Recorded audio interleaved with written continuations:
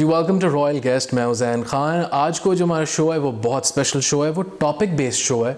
हम अपने गेस्ट की ज़िंदगी के बारे में बात करेंगे, थोड़े से इनके एक्सपीरियंस से सीखेंगे भी, और थोड़ा सा कुछ टॉपिक बेस्ड हम उनसे सवालात करेंगे। हमें ज्वाइन कर रहे हैं हमारे फर्स्ट गेस्ट, एक सीनियर कानूनदान, vice president district bar Hafizabad, advocate Zafar Iqbal Tar साहब। Welcome to our show. बहुत शुक्रिया जी आपका। जी आपका बहुत बहुत शुक्रिया। हमारे सेकंड गेस्ट हमें ज्वाइन कर रहे हैं एक सीनियर सहाफ़ी, senior media person, Nadeem Dar साहब। Welcome to our show Dar साहब, आपका बहुत बहुत शुक्रिया। Thank you Jain. थोड़ा सा जरा टॉपिक्स पे आते हैं, मगर उससे पहले मैं जरा आपसे पूछना चाहता हूँ तारक साहब, जरा बताएं कैसी जा रही है वाइस प्रेसिडेंसी आपकी हाफिजाबाद में। देखें जी, बहुत शुक्रिया आपका। देखें, जब हमने लास्ट ईयर इलेक्शन लड़ा है तो इन दिनों में हमारी कैंपेन अरूज पे थी, तो डेफिनेटली ये टास्क जो बड़ा मुश्किल था, अल्हम्दुलिल्लाह अल्लाह ताला ने इज़्ज़त दी। तो इसके साथ साथ अभी जो इलेक्शन के बाद जो है ना, वो इलेक्शन लड़ने से जो बाद में जो एक साल होता है ना टेन्योर हमारा, वो ज़्यादा क्रिटिकल और मुश्किल होता है। उसकी वजह यह है कि 1400 की बार है और मोस्टली लोगों को हमने खुश करना है। उनके जो रिजर्वेशन है, किसी का कोई मसला होगा, किसी को कोई इशू होगा, मोस्टली अभी लोग जो हमें रात के 1-2 बजे भी कॉल कर लेते हैं। डे नाइट हमें मतलब लोगों को सर्व करना होता है। तार साहब, ज़रा एक टेक्निकल सवाल की तरफ आते हैं। आपने ऑब्वियसली बार में इलेक्शन लड़ा है, रिक्वायरमेंट्स क्या होती हैं और क्वालिफिकेशंस क्या होनी चाहिए एक वकील की अगर उसने इलेक्शन लड़ना हो? देखें जी, एक तो पहला तो जो उसकी मुख्तलिफ सीट्स हैं ना, उसकी मुख्तलिफ रिक्वायरमेंट है।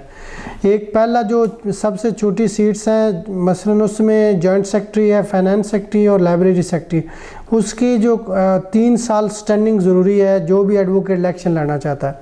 उसके साथ साथ जो है जनरल सेक्रेटरी के लिए 7 ईयर है और वाइस प्रेसिडेंट के लिए 8 साल है और सदर के लिए 10 साल स्टैंडिंग ज़रूरी है।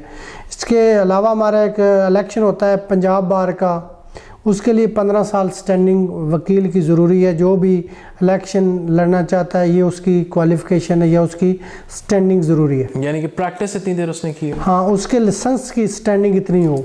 और उसके साथ साथ एक और चीज़ भी ये लास्ट 2 ईयर से आ गई है कि जो इलेक्शन लड़ना चाहता है, एक तो उसकी डिग्रीज़ वेरीफाई होंगी, पंजाब बार करेगी, और उसके साथ साथ जो है ना उसकी केसेस की तादाद भी वो चेक करते हैं कि आया कि ये प्रैक्टिसिंग है या नॉन प्रैक्टिसिंग है। अगर प्रैक्टिसिंग है तो देन वो एलिजिबल है टू कंटेस्ट इलेक्शन, अदरवाइज़ नहीं है। उनकी केसेस की तादाद है पर ईयर, जो छोटी सीट्स हैं 3 जिनकी रिक्वायरमेंट है 3 साल स्टैंडिंग, उनके हर फी मतलब पर केस जो है वो हर साल में 3 केस होने ज़रूरी हैं। और इसी तरह जनरल सेक्रेटरी के 5 होने, सदर के लिए 7 होने, और इसी तरह जो उनकी स्टैंडिंग है उसी तरह सदर के लिए 10 साल, 3 लास्ट ईयर के केस ज़रूरी हैं। डार साहब, आप एक सीनियर सहाफ़ी हैं और मुझे ऑनलाइन बहुत लोग ये सवाल पूछते हैं, तो मैं चाह रहा हूँ हम इसके ऊपर आज एक छोटी सी रिकॉर्डिंग भी कर लें इसी शो में, एक सेगमेंट रख लें इसका। एक सहाफ़ी है, एक नया सहाफ़ी, एक स्टूडेंट है जो सहाफ़त में एंटर हो रहा है, वो उसने अगर लाहौर प्रेस क्लब में मेंबरशिप लेनी हो तो उसके क्या तरीक़ाकार है? देखिए, लाहौर प्रेस क्लब जो है वो एक जो गढ़ है सहाफ़ियों का, कह लें कम्युनिटी है। उसके लिए ज़रूरी है कि आपका 5 साल जर्नलिज़म में, न्यूज़ में, करंट अफेयर्स में जो है वो एक्सपीरियंस होना चाहिए, मुख्तलिफ आपका इदारों का होना चाहिए। पहले उसमें सिर्फ प्रेस क्लब जो है वो प्रिंट मीडिया को लेता था, लेकिन अब जो है उसमें मुख्तलिफ जो है इलेक्ट्रॉनिक मीडिया के भी लोग शामिल हैं। ये क्राइटेरिया बनाया कि मिनिमम आपका 5 साल का एक्सपीरियंस हो। उसके बाद फिर उसको सारा वो एनालिसिस करते हैं, देखते हैं कि क्या वाकई इसने ये किया है कि नहीं किया। मेरिट पे होती है ना सारी चीज़ें। वैसे तो आप कह लें कि लाहौर में 2 लाख बंदा क्लेम करता है जी कि हम सहाफ़ी हैं, जी जी, लेकिन प्रेस क्लब के गिने चुने चंद हज़ार जो हैं वो मेंबर्स हैं, कुछ लाइफ मेंबर्स हैं, बल्कि स्क्रूटनी भी होती है। फिर हर साल के जो लोग मीडिया छोड़ चुके हैं उनको जो है वो प्रेस क्लब की मेंबरशिप उनकी खारिज भी की जाती है, या जो लोग फेक किसी तरीके से आ गए हैं उनकी स्क्रूटनी भी की जाती है। अच्छा, तो इसका कोई फॉर्म होता है जो जमा कराना होता है क्या इसका? हाँ बिल्कुल, मेंबरशिप फॉर्म होता है। आप वो फॉर्म फिल करते हैं, साथ आपके जो मुख्तलिफ इदारों के एक्सपीरियंस होते हैं उनके लेटर्स लगते हैं। अच्छा। फिर जिस आप ऑर्गेनाइजेशन में करंट काम कर रहे हैं वो भी लेटर साथ लगता है, फिर वो वेरीफाई होता है। उसके बगैर तो वो चीज़ें नहीं है ना। आप अपने किसी भी इदारे में जाएं, अप्लाई करते हैं, सबूत तो देने पड़ते हैं ना। आपकी जो डिग्रीज़ हैं वो साथ अटैच करनी पड़ती हैं। मुख्तलिफ इदारों के एक्सपीरियंस लेटर्स जो होते हैं जहाँ जहाँ आपने काम किया है, जब आप कहते हैं जी कि मेरा 5 साल का एक्सपीरियंस है, 10 साल का, 15 साल का है, वो सारी चीज़ें साथ अटैच होती हैं। अच्छा डॉक्टर साहब, कुछ मेरे फ्रेंड्स हैं वो भी सहाफ़त में हैं, वो कहते हैं यार कोई इतना ज़रूरी नहीं है मेंबरशिप लेना, तो आपकी नज़र में इंपॉर्टेंस क्या होगी लाहौर प्रेस क्लब की मेंबरशिप, क्या फ़ायदे हैं उसके? देखें, आप एक रजिस्टर्ड सहाफ़ी के तौर पे सामने आते हैं जब आप लाहौर प्रेस क्लब के मेंबर हैं और लाहौर के आप जो है वो गढ़ में बैठे हैं, कम्युनिटी है ना, एक फ़ख्र महसूस होता है कि यार हम रजिस्टर्ड सहाफ़ी हैं जिनको आप ये कह रहे हैं अगर गवर्नमेंट भी oblige करती है, मसलन सहाफ़ियों को पहले प्लॉट मिले, अब भी वो क्यों में हैं, तो ये बाकी जो सहाफ़ी है मतलब सोशल मीडिया के या कुछ ऐसे हैं कि कहते हैं सहाफ़ी हैं हम, लेकिन नहीं होते। तो जब हम जाते हैं एक अपने क्लब में जाते हैं तो एक फ़ख्र महसूस होता है, जिस आप कह लें कि जो डॉक्टर्स हैं, इंजीनियर्स हैं, सबके अपनी अपनी कम्युनिटीज़ बनी होती हैं, क्लब्स बने होते हैं। लेकिन जब आप एक ऑर्गेनाइजेशन में रजिस्टर्ड हो जाते हैं ना, तो फिर आपको फ़ख्र महसूस होता है कि हाँ यार मैं वाकई हूँ। बाकी जो लोग इतने क्लेम करते हैं वो मेंबर्स तो नहीं है ना, लेकिन अगर आपको गवर्नमेंट देखती है या बाकी इदारे देखते हैं तो लाहौर प्रेस क्लब है, अगर लाहौर के सहाफ़ी हैं वो रजिस्टर्ड सहाफ़ी हैं जो मेंबर्स हैं, इसके अलावा और छोटे छोटे ग्रुप्स लोगों ने खुद साख्ता बनाए हुए हैं, तो वो उस तरह से फिर आप ये कह लें कि नहीं सामने आती ना चीज़ें। तार साहब एक सीनियर एडवोकेट है, मुझे काफ़ी सोशल मीडिया पे कुछ व्यूअर्स हैं जो ये लिखते रहते हैं कि जी आप ये सवाल करें, ये सवाल करें। स्टूडेंट्स के बहुत सवाल आ रहे हैं, आप हमें ये बताएं कि एक LLB का स्टूडेंट है, उसने अपनी डिग्री ख़त्म की है, अब उसने लाइसेंस लेना है, उसका क्या रिक्वायरमेंट, तरीक़ाकार, क्या प्रोसीजर है? जी, मैं गुजारिश करता हूँ कि जो भी डिग्री लॉ की डिग्री हासिल करता है उसके बाद उसकी पहले तो सिंपल इंटीमेशन टेस्ट होता था जो पंजाब बार के अंडर आता था, वो या जो कुछ भी कंसर्न बार है वो अपनी बार्स में लेती थी। अब जो सूरत हाल है ना वो जो पाकिस्तान बार काउंसिल है उसने चेंज कर दी है। तो अब जो लाइसेंस लेने का तरीक़ाकार है ना वो एक तो पहले तो ये है कि आपने 6 महीने तक सीनियर एडवोकेट के साथ बतौर अप्रेंटिसशिप आपने करनी है, बतौर जूनियर्स के तौर पे आपने काम करना है। उसके बाद फिर आपका एक वो टेस्ट होता है, वो हर 3 महीने के बाद गेट टेस्ट होगा, वो जो भी उसमें 15 नंबर लेगा वो एलिजिबल होगा लाइसेंस के लिए। उसके साथ साथ एक ये और साथ इंटीमेशन भी होगा। इंटीमेशन ये रिक्वायरमेंट है 6 मंथ की, तो उसके जब वो कोर्स में चला जाता है तो जब तक उसका लाइसेंस नहीं मिलता उसको, तो उसको एक तो यूनिफॉर्म पर जो यूनिफॉर्म ब्लैक कोट और पैंट के साथ उस मैरून टाई लगाएगा जब तक लाइसेंस नहीं मिलता उसको। जब लाइसेंस मिल जाएगा तो फिर वो पंजाब बार या कंसर्न बार जो अलाउ करेगी उसको ब्लैक टाइल्स वो लगा सकता है, अदरवाइज़ नहीं लगा सकता। ये रिक्वायरमेंट है इसकी लोअर कोर्ट के लाइसेंस की। इसके साथ जब आपको लाइसेंस मिल जाता है लोअर कोर्ट का तो आप स्पेशल कोर्ट्स जितनी हैं पूरे पाकिस्तान में, डिस्ट्रिक्ट एंड सेशन कोर्ट्स के बराबर जितनी भी इक्वल कोर्ट्स हैं आप उसमें अपीयर हो सकते हैं, बतौर एडवोकेट अपनी क्लाइंट्स को प्रेजेंट कर सकते हैं। अच्छा तार साहब, 6 मंथ्स आपने लगा लिए और आपको मिल गया लोअर कोर्ट का, आप कह रहे हैं कि अब आप लोअर कोर्ट्स में अब आप पेश हो सकते हैं। ऐसे अब एक एडवोकेट ने फिर अब हाई कोर्ट का लेना है, उसका भी पूरा प्रोसीजर समझा दें। अच्छा, उसके साथ साथ एक उस जो हाई कोर्ट का प्रोसीजर है वो ये है कि जो आपने लाइसेंस लिया लोअर कोर्ट का, उससे आफ्टर 2 इयर्स आप एलिजिबल है to get licence of Lahore high court, या अदरवाइज जो भी आपका कंसर्न हाई कोर्ट है वहाँ पे आप वो पंजाब बार है, जो सिंध बार है, जो भी कंसर्न बार है वहाँ से आपको हाई कोर्ट का लाइसेंस मिलेगा आफ्टर 2 ईयर। उसके साथ साथ आपको एक अपना केसेस की लिस्ट वो लेंगे कि आपने कितने केसेस में कहाँ पेश होते रहे, वो एक डिटेल केसेस जमा करवानी होती है। उसके साथ अगर आप नेक्स्ट सुप्रीम कोर्ट का लाइसेंस लेना चाहते हैं, उसका मैं पूछने लगे थे। इसमें पहले तो जो लाइसेंस लेने के लिए रिक्वायरमेंट थी, जो स्टैंडिंग की रिक्वायरमेंट है वो थी 10 साल, अब 7 साल है। अच्छा। 7 साल है, लेकिन उसके साथ एक जो चीज़ है ना कि 20 हाई कोर्ट के रिपोर्टेड केस आपको चाहिए। अच्छा। सिर्फ केसेस नहीं, रिपोर्टेड केसेस जो आपकी जजमेंट्स हैं वो आपकी पब्लिश हुई हूँ, अदरवाइज नहीं। अच्छा, इनमें फ़र्क क्या होता है टेक्निकली? टेक्निकली ये है कि आप कितने केसेस में अपीयर होते हैं, लेकिन जब आप किसी भी नए नुक्ते पे, नए पॉइंट्स पे जब आप कोई केस को कंटेस्ट करते हैं, उसकी आपका केस जो है वो रिपोर्ट हो जाता है कि वो जजमेंट बन जाती है, जिसको आप सादा मतलब अदरवाइज कहते हैं कि प्रेसिडेंट के तौर पे आप लोअर कोर्ट में वो पेश में आप कर सकते हैं उसको बतौर जजमेंट। तो वो जब 20 रिपोर्टेड केस होंगे तो फिर आपकी 7 साल स्टैंडिंग हो और रिपोर्टेड केस हों 20, तो आप सुप्रीम कोर्ट का लाइसेंस ले सकते हैं। अगर आपके 20 रिपोर्टेड केस नहीं है तो फिर आपको टाइम ज़्यादा भी लग सकता है। ये इसकी कोई इंटरव्यूज़ होते हैं हाई कोर्ट के और सुप्रीम कोर्ट के, कितने मुश्किल? देखें, जो पहला जो हाई कोर्ट का लाइसेंस होता है उसके लिए तो कोई इतना कोई बड़ा इंटरव्यू नहीं होता, वो पंजाब बार या कंसर्न बार के अंडर आता है, वो ले लेते हैं। इसके साथ जो सुप्रीम कोर्ट का वहाँ पे एक तगड़ा सा बेंच होता है जिसमें चीफ जस्टिस ऑफ पाकिस्तान भी होता है और दीगर जो उसकी टीम के मेंबर होते हैं वो भी मौजूद होते हैं। फिर उसका इंटरव्यू जो काफ़ी मुश्किल होता है। डॉक्टर साहब थोड़ा सा आपसे भी ज़रा सवाल करते हैं मीडिया के हवाले से। तारड़ साहब भी बहुत सारे मीडिया चैनल्स पे इस वक्त मौजूद होते हैं। आप हमें ये बताएं कि इस वक्त ज़िम्मेदारी से जो सहाफ़त होती है, जिसको कहते हैं रिस्पॉन्सिबल जर्नलिज्म, आप उसको किस तरह डिफ़ाइन करते हैं? देखें, जो हमने पढ़ा प्रैक्टिकल लाइफ में देखा कि जो सहाफ़ी की जिम्मेदारी होनी चाहिए ना, सबसे पहले तो उसे ये कि न्यूट्रल होना चाहिए सहाफ़ी को।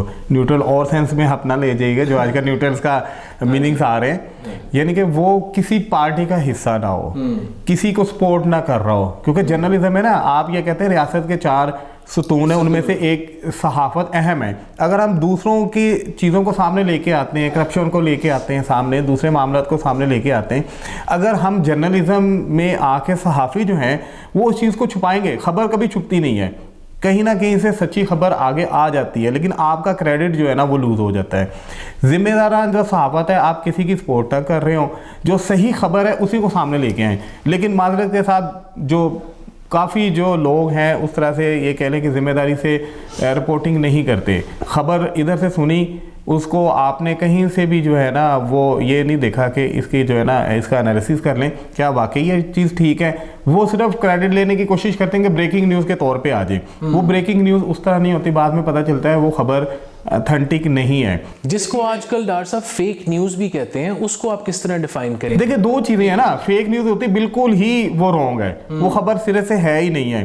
कुछ चीज़ें होती हैं कि आप एंगल आ जाता है ना, मतलब एक खबर आई है कि जी वहाँ पे ये वाक़या हो गया, वाक़या तो हुआ होता है बट उसका एंगल चेंज कर दिया जाता है, पॉजिटिव या नेगेटिव जो है दिखाया जाता है, या उस रिपोर्टर पे है कि अगर तो देखें ज़्यादातर रिपोर्टर जो है वो हमेशा ज़िम्मेदारी से चलते हैं, लेकिन बाज़ हैं जो अपने मकसद के लिए उस चीज़ को रिपोर्ट करते हैं, तो एंगल उसमें लोग ले जाते हैं ना कि नेगेटिव दिखाना या पॉजिटिव है। खबर तो होती है, वाक़या एक हुआ होता है, लेकिन उसको सामने कैसे लेके आ जाता है, यही जो है आप कह लें ज़िम्मेदाराना सहाफ़त है। और उसमें कोशिश करते हैं बहुत सारे जो सही सहाफ़ी हैं, सीनियर सहाफ़ी हैं, वो उस तरह से रिपोर्ट करने की कोशिश करते हैं।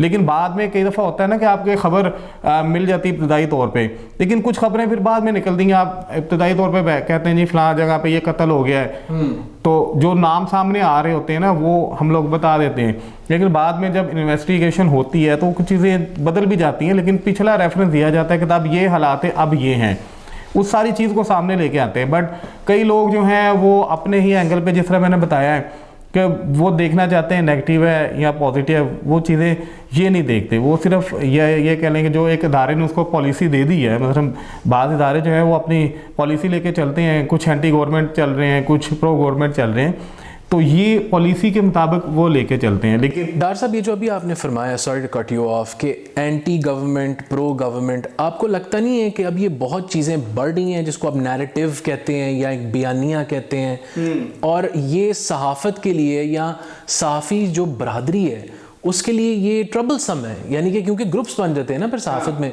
यूनाइट होने से रोकती है ये चीज़, तो ये एज अ प्रोफेशन में भी ये प्रॉब्लमेटिक नहीं है? नहीं, बिल्कुल आती हैं कि एक बंदा जो है अगर सही रिपोर्टिंग देना चाह रहा है, सही रिपोर्ट देना चाह रहा है, न्यूट्रल है, वो कह रहा है जी कि ये खबर मैंने जो ब्रेक करनी है वो ठीक आए, बट जो अपने मकासद के लिए चैनल्स हैं, बाज़ मैं सबको नहीं कहता, सब जो है ज़िम्मेदाराना सहाफ़त चैनल कर रहे हैं, लेकिन चंद एक हैं जो उस तरह से ये कह लें कि वो किसी ख़ास जमात को सपोर्ट करने की कोशिश करते हैं। ये है कि वो उनको सपोर्ट करने की कोशिश करते हैं, हो सकता है उस तरफ से फंडिंग है या उनके ज़ाती आपस में तल्लुकात है, तो वो चीज़ें सामने नहीं आनी चाहिए। आप अगर रिपोर्ट कर रहे हैं, आपकी ये ड्यूटी है, क्योंकि सारा आप एक इदारे से पे ले रहे हैं, तो उस तरह से रिपोर्ट करें जो असल है। 19-20 का देखें फ़र्क आ जाता है कि आपको जो खबर पहले मिली है उसमें से वो हक़ाइक़ उस तरह से आपको नहीं मिले, लेकिन बाद में मिलते हैं तो आप उनको ज़रूर सामने लेके आएँ। और यही एक ज़िम्मेदाराना सहाफ़त है जिसमें जो सही साफ़ी हैं वो तो उसको लेके चलते हैं, मैक्सिमम लेके चलते हैं। चंद एक लोग हैं जो अपने ज़ाती मकासद के लिए जो है वो उस तरह से रिपोर्टिंग नहीं करते, जो आगे जाके उनके लिए जो है ना, ये जिसको येलो जर्नलिज्म आप कहते हैं, वो उनके लिए प्रॉब्लम करती है फिर फील्ड में। डॉक्टर साहब, आप एक सीनियर सहाफ़ी हैं, आपको ये फील नहीं होता कि जैसे एक ज़माने में यूनाइटेड होती थी जर्नलिस्ट कम्युनिटी, अब उस तरह नहीं रही वो? देखिए वही चीज़ें मैंने बताई है ना कि आप जो है अपने अपने मकासद के लिए ख़ुद को सामने ले आए हैं। आप ये कहते हैं कि मैं हूँ और मेरे जो मकासद हैं वो सारी चीज़ें पूरी होनी चाहिए, ठीक है। वही चीज़ें फिर ग्रुपिंग है ना, मतलब एक ग्रुप ने एग्री किया, पहले जैसे हमारे प्रेस क्लब में 2 ग्रुप होते थे, आगे अब कई आ गए, इसी तरह कई ग्रुप्स और बन जाते हैं। लेकिन जो रजिस्टर्ड है वो ज़ाहिर प्रेस क्लब को भी फिर देखा जाता है ना, जब उसके इलेक्शन आते हैं, बड़ा इवेंट होता है जो कि हर साल दिसंबर के एंड में होता है, तो उसमें तो देखें ग्रुप किसी का सामने आ जाना उस तरह से नहीं है, लेकिन पॉलिसी वो लेके चलते हैं कि जो हमारी सहाफ़ी कम्युनिटी है उनके राइट्स के लिए काम किया जाए, उनकी फलाह व बहबूद के लिए काम किया जाए, तो करते भी हैं। लेकिन चंद अनासर हैं जो मैंने बताया कि ख़ुद नेगेटिव होते हैं, उनका माइंड नेगेटिव चलते हैं और उनकी एक्टिविटीज़ भी फिर उसी तरह नेगेटिव होती हैं और वो सामने होते हैं, सबको पता होता है कि इनके क्या मकासद हैं। तो चंद एक जगहों पे सहाफ़ियों में भी है, लेकिन ओवरऑल जहाँ पे आते हैं ऐसे मौके आते हैं, सहाफ़ी जो है वो इकट्ठे होते हैं, जो इसका मतलब है इकट्ठे ही हैं, अंदर इकट्ठे ही हैं। लेकिन वही बताया ना कि हर जगह पे सब लोग एक जैसे नहीं हैं। जो लोग चाहेंगे कि इसमें हम नेगेटिव तौर पे चलें, उनके माइंड शुरू से ही वो आप जो कह लेंगे जो उनके हार्मोन हैं वही नेगेटिव होते हैं, तो फिर उसने सोचना भी वैसे ही है ना।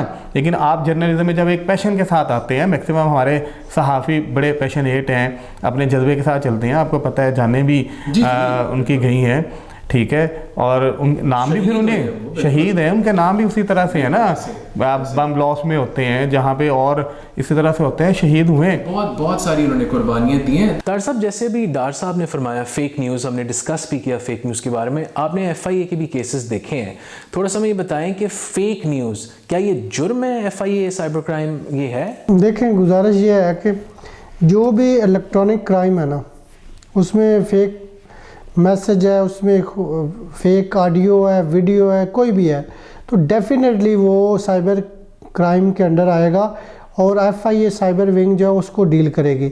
और जो फेक न्यूज़ है देने वाला है, उससे जो भी गलत खबर दी है, जो उससे लॉस हुआ है या किसी की कोई प्रॉब्लम हुई है, तो डेफिनेटली वो रिस्पॉन्सिबल है, वो जो खबर देने वाला है।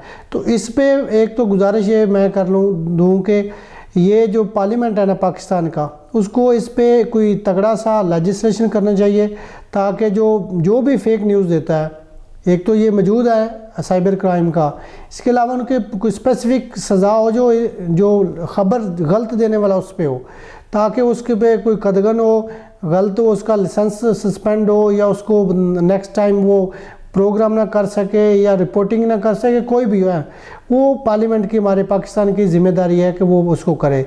तो दूसरा, मैं अगर डॉक्टर साहब ये कह रहे थे कि झूठी खबर आती है, मैं क्योंकि शोबा वकालत में हूँ, हमारे पास रोज़ मुख्तलिफ़ किस्म की FIRs आती हैं, वहाँ पे भी बड़ा प्रॉब्लम है। उसमें एक चीज़ हमें देखने को मिली है कि जो FIR होती है, अकरेंस होता है, वकूआ होता है, लेकिन उसमें बंदे ज़्यादा डाल दिए जाते हैं जो at the time of occurrence मौजूद नहीं होते। ये चीज़ गलत है। इसी तरह अकरेंस होता है, डॉक्टर साहब भी कह रहे थे, वकूआ कोई ना कोई होता है, ख़बर कोई ना कोई होती है, लेकिन उसको रंग गलत दिया जाता है और कहा जाता है कि FIR जो है ना, पाकिस्तान में FIR 98% FIR जो है ना वो जाली होती है। उससे मुराद ये नहीं होता कि वो वाक़या नहीं हुआ होता, उससे मुराद होता है कि उन लोगों ने गलत लोगों को डाल दिया होता है और उसमें एविडेंस जो विटनेस हैं उनको जो एट द सेम टाइम वहाँ पे मौजूद नहीं होते तो वो डाल देते हैं, और जो लोग मौजूद नहीं होते, उस वकूए में मौजूद नहीं होते, उनको डाल दिया जाता है। तो ये है, गलत बात ये है। और इसी तरह फेक न्यूज़ भी है। ये चीज़ दोनों में, वकालत में और सहाफ़त में, दोनों में इक्वल चल रही है। तो इस पे कदगन होनी चाहिए कि जो एक इसमें भी में होता है, कलंदरा बनता है PPC के तहत, लेकिन उसमें कोई जो गलत रिपोर्ट करता है, FIR गलत लॉज कराता है, उसको कभी भी कोई प्रॉपर ना तो उसके कोई सज़ा हुई है ना कभी उसका कोई ट्रायल हुआ है। तो ये बहुत साइड पे चीज़ें चल रही हैं। तारिक साहब, इस टॉपिक को मज़ीद डिस्कस करते हैं, लेकिन एक छोटी सी ब्रेक के बाद। Take a break. जी, welcome back from the break. Tariq साहब, आप हमें ये बताएं कि इस वक्त सबसे ज़्यादा जो केसेस हैं आजकल, वो कौन से आ रहे हैं आपके पास? देखिए, मैं गुजारिश करता हूँ कि ज़्यादातर तो हमें जो हमारे लोकल स्टेशन पे फैमिली केसेस की तादाद बहुत ज़्यादा है। अच्छा। अगर हम देखते हैं कि जो फाइलिंग ऑफ सूट है, उनमें हम चेक करें तो मोस्टली जो 50% जो है ना वो फैमिली केसेस की फाइलिंग हो रही है डेली बेसिस पे। तो ये बड़ी वजह है सिविल के साथ, यानी सिविल में पूरा डिस्ट्रिक्ट है, सिविल केसेस में पूरे डिस्ट्रिक्ट के केसेस और बाकी के सिविल केसेस और प्लस फैमिली केसेस, ये 50-50 पे चले गए। ये पहले मतलब आज से 5 साल 10 साल पहले इस तरह का सूरत हाल नहीं थी। तारिक साहब, जब आप फैमिली केसेस की बात करते हैं तो फैमिली केसेस में सबसे ज़्यादा कौन से केसेस आ रहे हैं? शादी के, तलाक के? मेंटेनेंस के केसेस बहुत ज़्यादा आ रहे हैं, और उस डिवोर्स पर सबसे ज़्यादा है, और उसके बाद मेंटेनेंस जो खर्चा नानो नफ़का के केसेस आ रहे हैं, सामान जेज के केसेस आ रहे हैं, वापसी सामान जेज। यानी जब किसी भी खतून ने, लड़की ने खुला लेनी है तो डेफिनेटली वो सामान जेज की वापसी का, और अगर उसकी बच्चे हैं तो वो उसके लिए खर्चा नानो नफ़का का भी केस करते हैं। डॉक्टर साहब, जिस तरह तारिक साहब ने भी फरमाया, डिवोर्स केसेस बहुत ज़्यादा आ रहे हैं। ऑब्वियसली आप एक मीडिया पर्सन है, आपकी नज़र है, आप हमें ये बताएं कि इतनी ज़्यादा डिवोर्स रेशियो क्यों बढ़ रहा है? देखिए, तारिक साहब इस चीज़ को ज़्यादा अच्छे तरीके से ये भी बता सकते हैं, चूँकि केसेस जब इनके पास आते हैं, चाहे वो मुद्दई है या मुद्दल है, जो डिफेंडेंट होता है, इनको पता होता है कि कौन सही है कौन गलत है, बट चूँकि इन्होंने फिर सारे एविडेंस लेके चलने हैं अपने क्लाइंट के तौर पे। लेकिन असल चीज़ है कि जिस तरह पहले आपने मुझे पूछा कि एक सहाफ़ी की जिम्मेदारियाँ, इसी तरह जब एक शादी होती है ना तो उसमें एक फैमिली की जिम्मेदारी है, और जब एक औरत अपने घर में आती है तो सबसे ज़्यादा जिम्मेदारी उसकी बनती है कि वो उस फैमिली का हिस्सा बनती है। उसे एडजस्ट होने में थोड़ा टाइम तो लगता है, बट जो आप ये कह लें ना तालीम और तरबियत, इसका बहुत ज़्यादा फ़र्क आ चुका है। पहले तालीम कम थी, तरबियत बहुत ज़्यादा थी, तरबियत पे फोकस होता था। अब तालीम बढ़ गई है, तालीम के साथ तरबियत का फुकदान इंतहाई जो है नीचे चला गया है। ठीक है, आप ये देख लेना, पहले बड़े कहते थे जहाँ पे शादी हो रही है ना वहीं पे तुम्हारा मरना जीना है। इस तरह की प्रैक्टिस थी कि वहीं पे तुमने रहना है, उस फैमिली के मुताबिक चलना है। बड़ों की रिस्पेक्ट, अपने शोहर की रिस्पेक्ट। अब देखे ना, शोहर से ज़्यादा सास ससुर की रिस्पेक्ट होती थी। अब वो एलिमेंट ख़त्म हो चुका है। औरतें उस तरह से बर्दाश्त नहीं करती कि कोई जो है उन्हें तनकीद करे। तनकीद देखे ना, बड़े इस्लाह के लिए करते हैं। तो पहले उनका जो है ना एक रिस्पेक्ट, जिसको अब दूसरे लफ्ज़ों में थोड़ा डर होता था कि बड़े नाराज़ ना हो जाएं, या हस्बैंड का जो एक अतात गुजारी है इस्लामिक माशरे के मुताबिक वो उस तरह से हो। ठीक है, बच्चों की केयर करना, अपने घर को संभालना। अब ये कहने की जो नई यूथ आती जा रही है वो एक ब्राइलर के तौर पे है। ठीक है, हम मैं तो वो सीधा कहूँगा ना कि जिस तरह से वो आप ये कह रहे हैं कि मीट में ब्राइलर हैं, तो वो उस तरह से वो चीज़ें नहीं हैं। उनमें ना तो रिस्पेक्ट है, क्योंकि तरबियत का फुकदान आ गया ना, तरबियत उस तरह से वो नहीं है। बाद लोग आप ये कह लें कि जो लड़की है उसकी कम्युनिटी जो है, उसकी फ्रेंड्स जो हैं, वो भी कहेंगे ठीक है भी खींच के रखना फैमिली को। फिर उसके वालिदैन अब सपोर्ट करते हैं कि अच्छा जी अगर इसने ये कर लिया तो क्या हुआ। ठीक है, ये सपोर्ट जो शामिल होगी ना, पहले पेरेंट्स सपोर्ट नहीं थे करते उसको। वो कहते थे कि तुम्हारा, जिसको पंजाबी में कहते हैं ना, कोई लामा नहीं आना चाहिए। ठीक है, अपने घर को लेके चलना है और उनके मुताबिक चलना है। वो चीज़ें ख़त्म होती जा रही हैं, जिसको कहते हैं ना लाइबिलिटीज़। औरत को पता होता था, बताया जाता था, माएँ बकायदा बताती थी। ठीक है, ये उनकी ड्यूटी होती थी कि जब उसने जाना है तो ये चीज़ें उनको बताओ।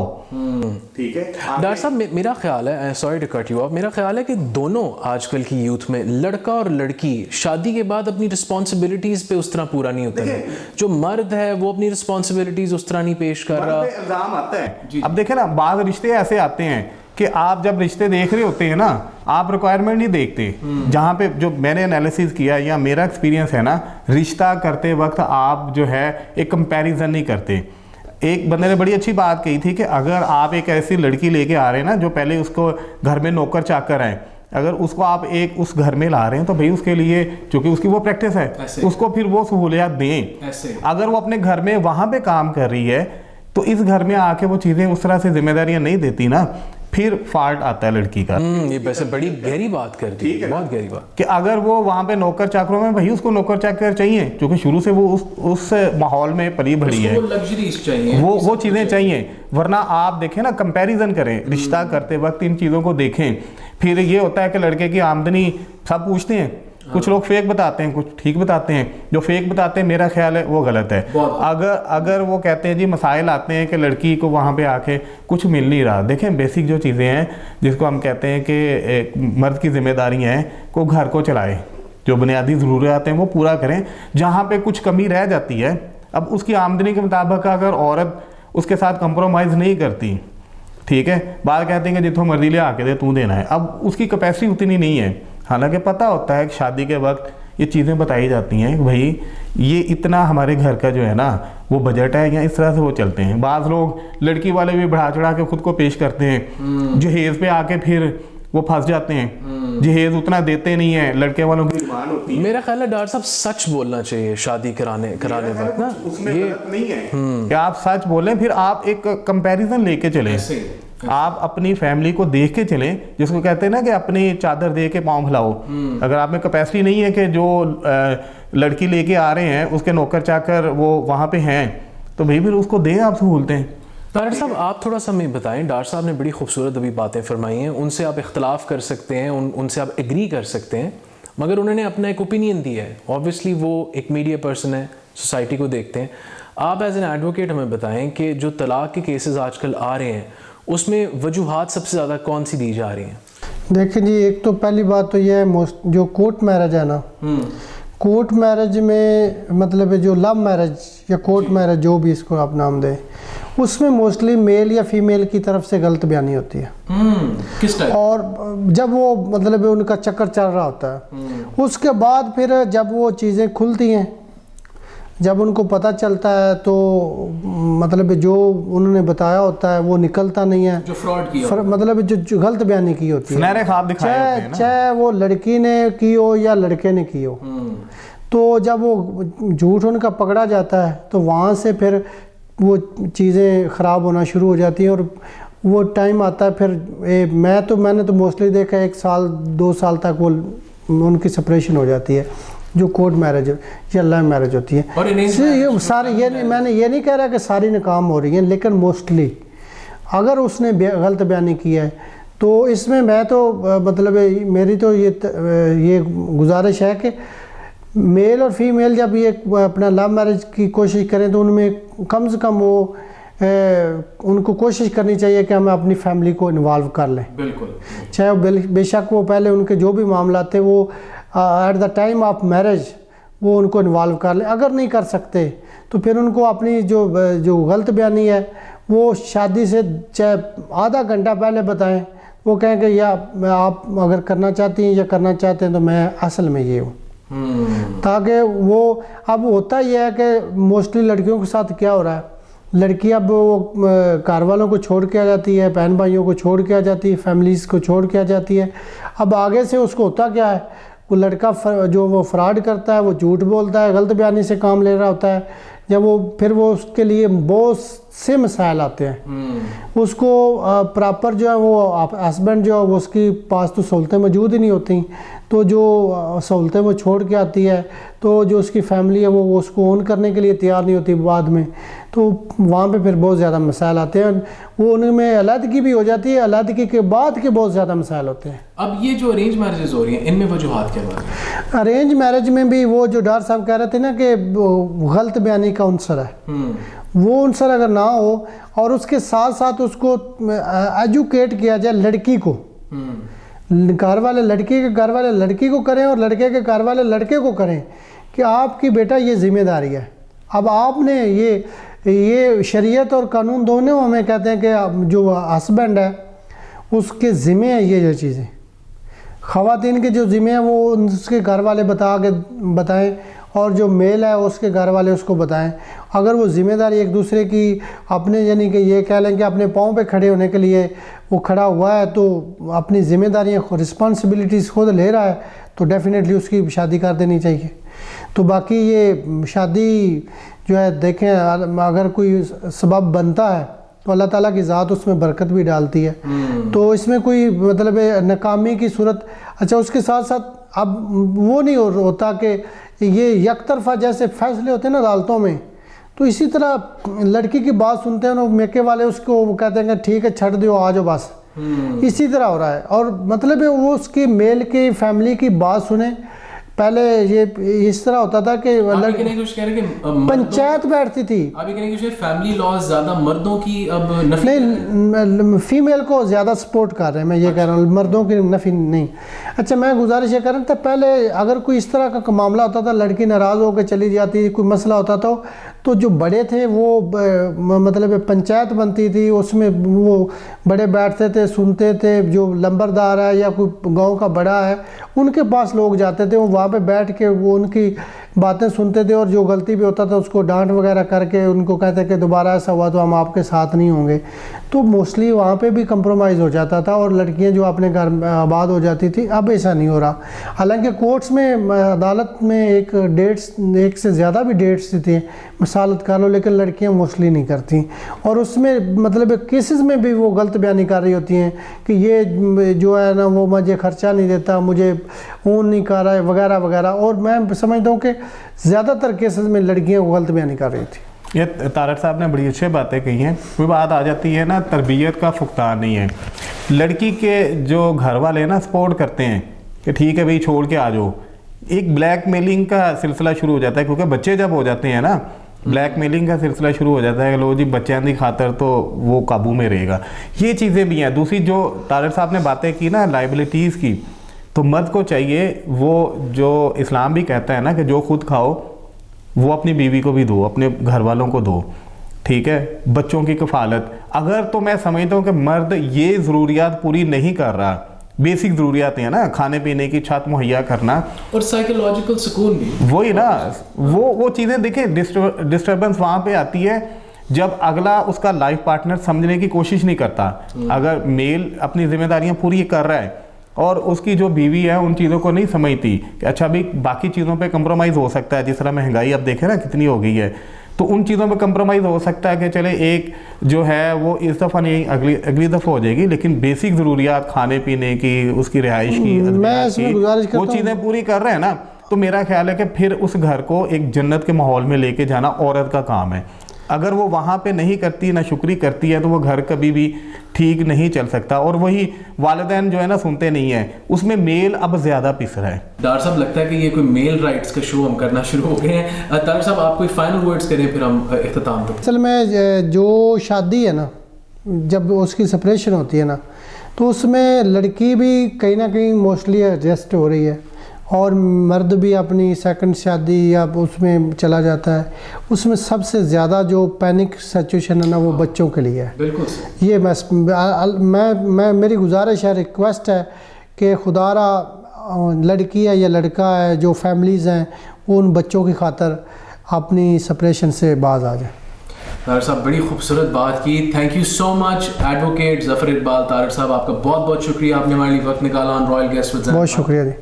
नदीम डार साहब आपका बहुत शुक्रिया, एज ए सीनियर सहाफ़ी आपने हमें ज्वाइन किया, हमें थोड़ी सी सोसाइटी से भी आपने हमें रिफ्लेक्ट करवाया, अपने ओपिनियंस दिए, आपका बहुत बहुत शुक्रिया।